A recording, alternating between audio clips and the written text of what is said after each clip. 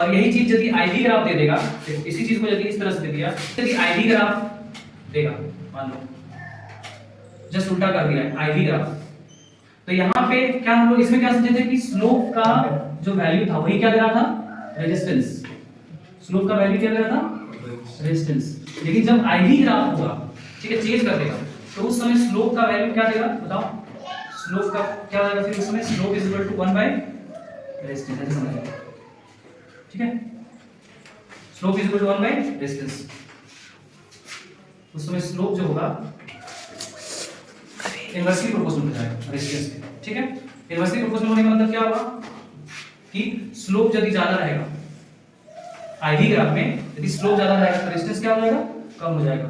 Slope जितना ज्यादा resistance उतना कम, ठीक है, समझ आया। उसी तरह से भी यहाँ पे दे दिया 3 वायर ए बी और सी और पूछा कि किसका आईवी ग्राफ दिया हुआ है, तो पूछ देगा कि इसको लिखो, रेजिस्टेंस का वैल्यू लिखो और डिसेंडिंग ऑर्डर में इसमें बोल दिया है। क्या हम लोग समझेंगे यहाँ पे कि जिसका स्लोप सबसे कम उसका रेजिस्टेंस सबसे ज्यादा, और जिसका स्लोप सबसे ज्यादा उसका रेजिस्टेंस का वैल्यू सबसे क्या होगा, कम होगा।